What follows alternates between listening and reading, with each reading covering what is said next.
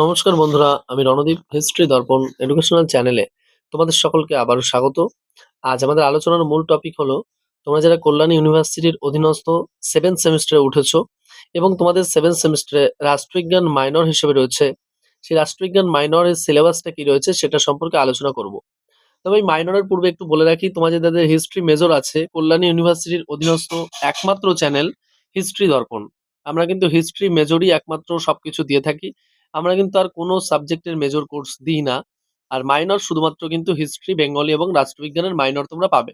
আর কোনো সাবজেক্টের মাইনর পাবে না। তোমরা অনেকেই কিন্তু বারবার বলছো, স্যার এডুকেশন মেজর দিন, স্যার সংস্কৃত মেজর দিন, স্যার জিওগ্রাফি মাইনর দিন, স্যার ফিজিক্যাল এডুকেশন মেজর দিন, বা এরকম আরো বিভিন্ন সাবজেক্ট বলছো যে বেঙ্গলি মেজর দিন। তা তোমাদের উদ্দেশ্য বলছি, তোমরা শুধুমাত্র ইতিহাস মেজরই পাবে।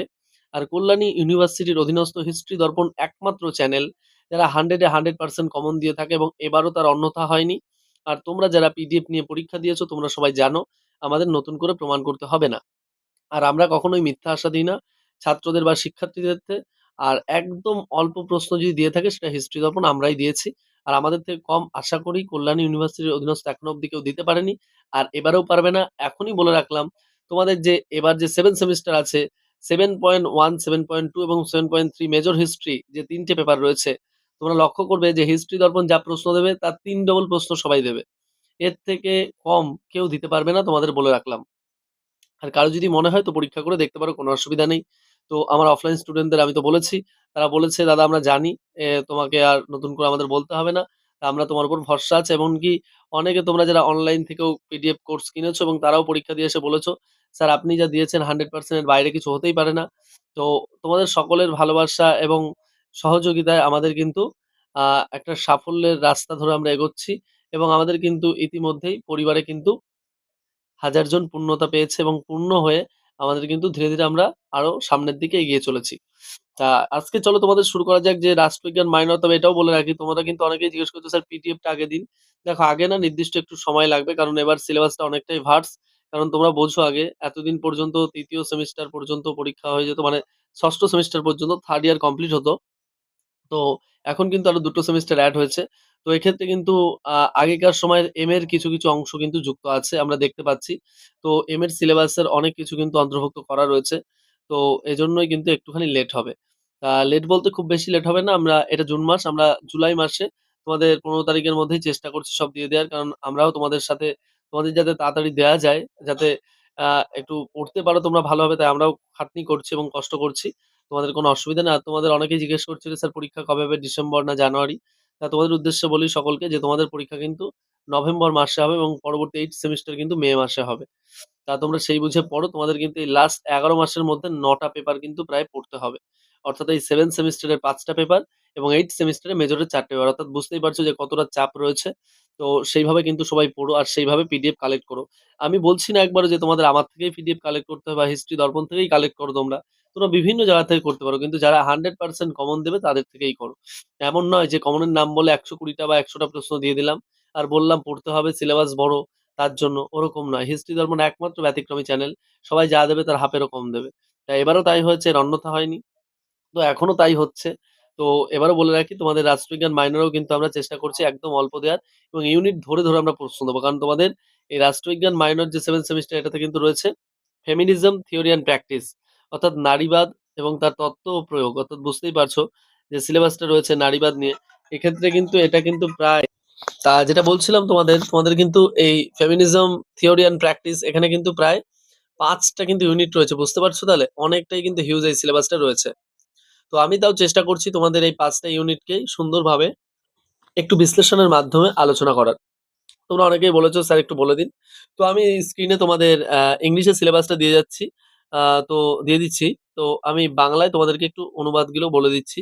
তো আমি ইংলিশ আর বলছি না। কারণ তোমরা একটু দেখে নিও। দেখো, তোমাদের যে নাম্বার 1 ইউনিট রয়েছে, সেখান থেকে তোমাদের পড়তে হবে পিতৃতন্ত্র বোঝার বিভিন্ন দৃষ্টিভঙ্গি, লিঙ্গ ও জেন্ডারের পার্থক্যের বিষয়ে নারীবাদী তাত্ত্বিক বিশ্লেষণ, জৈব নির্ধারণবাদ বনাম সামাজিক গঠনবাদ, পিতৃতন্ত্র ও নারীবাদ অনুধাবন, উদারবাদী, সমাজতান্ত্রিক, মার্ক্সবাদী, র্যাডিক্যাল নারীবাদ, নারীবাদের নতুন ধারা বা মতবাদ। এটা হলো ইউনিট 1 এ পড়তে হবে।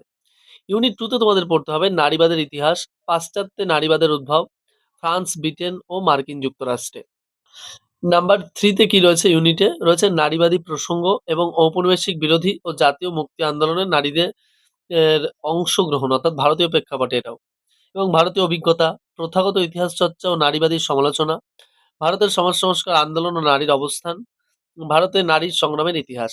এই বিষয়টা কিন্তু পড়তে হবে। আর ইউনিট 4 এ রয়েছে তোমাদের সমসাময়িক ভারতে পরিবার, পিতৃতান্ত্রিক ও মাতৃতান্ত্রিক প্রথা, পরিবারের মধ্যে জেন্ডার সম্পর্ক ও ভোগের, গৃহের অভ্যন্তরে বিভাজন, অধিকার ও দর কষাকষি, ভারতে নারীর সম্পত্তির অধিকার। এবং লাস্ট যেটা রয়েছে তোমাদের ইউনিট 5, সেখানে কিন্তু রয়েছে ভারতে নারীর কাজ ও শ্রম অনুধাবন, শ্রমের লিঙ্গভিত্তিক বিভাজন, উৎপাদনশীল ও প্রজননমূলক শ্রম, দৃশ্যমান ও অদৃশ্যমান কাজ, অবেতনভুক্ত এবং স্বল্প বেতনভুক্ত ও বেতনভুক্ত কাজ, নারীর কাজের পরিমাপ পদ্ধতি এবং নারীর প্রধান পরিবার বা নারী প্রধান পরিবার। এই যে 5টা ইউনিট রয়েছে, এই 5টা ইউনিট থেকেই কিন্তু তোমাদেরকে খুব ভালো করে পড়তে হবে। আর এখান থেকে পড়লেই কিন্তু তোমরা মোটামুটি সবকিছুই পেয়ে যাবে। তোমরা অনেকেই বলছো যে বই দেখো, এই ধরনের যে টপিকটা রয়েছে এর উপরে ইংলিশ ভার্সনেরই ভালো, ভালো বই রয়েছে। বাংলা ভার্সনের সেরকম তুমি খুব ভালো বই খুঁজে পাবে না। তো যাদের মনে হচ্ছে যে আমরা ইংলিশ ভার্সন পড়তে চাই, তো অবশ্যই তোমরা ইউনিভার্সিটি গাইডলাইনে গিয়ে দেখো, সিলেবাসটা দেওয়া রয়েছে যেখানে আমরা তো দিয়েই দিয়েছি। তার নিচে দেখবে ৫-৬ টা বইয়ের নাম দেওয়া আছে। জার্ডা থারার একটা বই আছে, women are in history, women have history. এই বইটাও ভালো পড়তে পারো তোমরা। এছাড়াও আরো বিভিন্ন বই রয়েছে। তো এই বইগুলো দেখলে কিন্তু তোমরা পেরে যাবে। আর অধিকাংশ ক্ষেত্রেই কিন্তু বইগুলো রয়েছে ইংলিশ ভার্সনে, অর্থাৎ বুঝতেই পারছো বাংলা ভার্সনে কিন্তু বই খুঁজে খুব একটা পাওয়া যাবে না। তো আমি তোমাদের সাথে কিন্তু খুব ভেঙে সুন্দরভাবে আলোচনা করে দিলাম। আর তোমরা অনেকেই বলছো, স্যার আমাদের রাষ্ট্রবিজ্ঞান মাইনর পিডিএফটা লাগবে, আপনি তাড়াতাড়ি তৈরি করুন। তো তোমাদের উদ্দেশ্য বলছি, একটু ধৈর্য ধরো, আমরা দেবো বলেছি। আর তোমরা জানো হিস্ট্রি দর্পণ কি দেয়, 100% এবং কল্যাণ ইউনিভার্সিটির অধীনস্থ একমাত্র চ্যানেল যারা একটাই মেজর দিয়ে থাকে। আবারও বলছি, তোমরা আর কোনো চ্যানেল এরকম দেখাতে পারবে না যারা শুধুমাত্র মেথড সাবজেক্টই দিয়ে থাকে। আমাদের কিন্তু যেটা আমরা জানি যে এটা থেকে 100% দিতে পারবো, আমরা কিন্তু সেটাই একমাত্র দিই মেজর। তাছাড়া কিন্তু আর কোনো মেজর আমরা দিই না। তোমরা দেখেছো ব্যতিক্রম কিন্তু একমাত্র হিস্ট্রি দর্পণ। আর হিস্ট্রি কিন্তু যাবতীয় তুমি পিডিএফ পাবে যত পর্যন্ত তুমি যেতে চাও। সবকিছু কিন্তু পাবে একমাত্র হিস্ট্রি দর্পণে। আর এছাড়া কিন্তু বাংলা এবং রাষ্ট্রবিজ্ঞান মাইনরও কিন্তু তোমরা ইজিলি পেয়ে যাবে। এবং 100% কমন সো, এর বাইরে কোনো প্রশ্ন আসবে না। এবং এর পূর্বেও তোমরা যদি যারা নিয়েছো সাজেশন তোমরা জানো।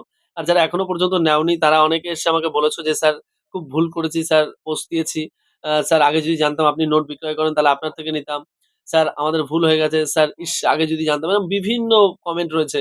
আমি একদিন তোমাদের একটা কমেন্টের শুধু ভিডিওগুলো দেখাবো, তারপর তোমরা বলবে যে স্যার আপনি সত্যিই যেগুলো বলছেন একদম সঠিক কথাই। তো অনেকে আফসোস করছে। তো বিভিন্ন কলেজ আমাদের থেকে পিডিএফ নিচ্ছে, জন্য আমরা খুব খুশি হয়েছি। এবং আমরা তো চাই যে সহজেই আরো সকলের কাছে পৌঁছে যাক আমাদের হিস্ট্রি দর্পণ, এবং খুব সহজেই যাতে শিক্ষার্থীরা সঠিক জিনিসটা সঠিক মূল্যে কিনতে পারে বা এবং তাদের পড়ার সুবিধার জন্য। শুধুমাত্র টাকাটা ব্যয় হলো, কাজের কাজ হলো না, আমরা চাই না সেরকম কিছু। আমরা চাই আমাদের পিডিএফ নিক এবং শিক্ষার্থীরা বুঝুক এবং পড়াশোনা করুক এবং তারপরে যাক তারা, এবং পরীক্ষায় গিয়ে তার যে ঝলকটা সেটা একবার দেখুক। না দেখলে তারা বুঝতে পারবে না। আর একমাত্র আমরাই তার জন্য প্রতিটা পরীক্ষার পরে কিন্তু আমরা বলে, বলে আমরা এমনও কথা দিয়েছিলাম যে তোমরা বাড়ি ফিরতে পারবে না, তার আগে ভিডিও আপলোড হবে। করেছিও তাই। এখনো পর্যন্ত কোনো চ্যানেল দেখাতে পারবে না তোমরা যারা পরীক্ষার পর, বিশেষ করে হিস্ট্রি মেজর, মাইনর, এছাড়াও মাইনর সাবজেক্ট তুমি যা বলবে। আর তোমরা যারা পঞ্চম সেমিস্টার দিয়েছো তোমরা তো জানো, তোমাদের শুধুমাত্র 15টা বাংলায় প্রশ্ন দিয়েছিলাম, সেখান থেকে 15টার মধ্যেই কিন্তু কমন এসছে 5 আর 10। আর শর্ট প্রশ্ন শুধু 20টা দিয়েছিলাম। এত কম কিন্তু কল্যাণ ইউনিভার্সিটির আন্ডারে এখনো পর্যন্ত জীবনে তোমাদের কেউ দেয়নি এবং কোনোদিন পারবেও না।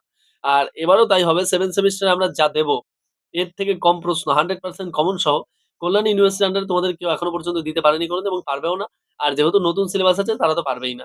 ঠিক আছে? কম করে আমি বললাম যা দেবে তাদের থেকে ২-৩ ডবল কম দেবো আমরা। তাহলে বুঝতে পেরেছো? কেউ যদি ৮০টা প্রশ্ন দেয়, আমি তার হাফেরও কম দেবো। তাহলে বুঝতে পেরেছো? তাহলে কতটা অথেন্টিক হতে পারে? আর এর বাইরে কোনো প্রশ্ন আসবে না। তোমরা তো যারা নিয়েছো জানো। আমাকে নতুন করে বলতে হবে না। আর যারা নেওনি কিন্তু তাদের বন্ধু-বান্ধব নিয়েছে, তারা অবশ্যই তাদের সাথে যোগাযোগ করে নাও, বা পিডিএফটা যদি থেকে থাকে একটু প্রশ্ন ধরে, ধরে বন্ধু-বান্ধবদের থেকে দেখে নাও, তাহলেই বুঝে যাবে। আমাদের নতুন করে আর বলে দিতে হবে না। আর তোমাদের সাথে একটু তোমাদের সুবিধার্থে বাংলায় একটু আলোচনা করে দিলাম। তোমাদের রাষ্ট্রবিজ্ঞান 7 সেমিস্টার মাইনর সিলেবাসটা অনেকটাই কিন্তু বড়, ৫ টা টপিক রয়েছে, অর্থাৎ বুঝতেই পারছো। আর এটাও কিন্তু আমাদের প্রায় তৈরির মুখে। কোনো অসুবিধা নেই। আর তোমাদের যাদের পিডিএফ প্রয়োজন অবশ্যই তোমরা আমাদের যে ডেসক্রিপশনে দেওয়া নম্বরটি রয়েছে তার মাধ্যমে যোগাযোগ করতে পারো। আর তোমাদের আবারও বলছি, তোমরা আমাদের হিস্ট্রি দর্পণ হোয়াটসঅ্যাপ চ্যানেল এবং হিস্ট্রি দর্পণ টেলিগ্রাম চ্যানেল এবং হিস্ট্রি দর্পণ ফেসবুক পেজ অবশ্যই সেখানে যুক্ত হয়ে যাও, এবং সহজেই কিন্তু অনেক তথ্য কিন্তু তোমরা পেয়ে যাবে। চলো দেখা হচ্ছে তোমাদের সাথে পরবর্তী ভিডিওতে। আর তোমরা যদি নতুন হয়ে থাকো অবশ্যই কিন্তু চ্যানেলটিকে সাবস্ক্রাইব করতে ভুলো না। সাবস্ক্রাইব করার পাশাপাশি নোটিফিকেশন অন করে রেখো। আর তোমাদের কারোর যদি কোনো কোয়েরি থাকে অবশ্যই কমেন্ট বক্সে কমেন্টের মাধ্যমে জানাতে পারো।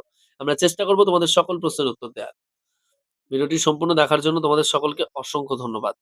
দেখা হচ্ছে পরবর্তী ভিডিওতে।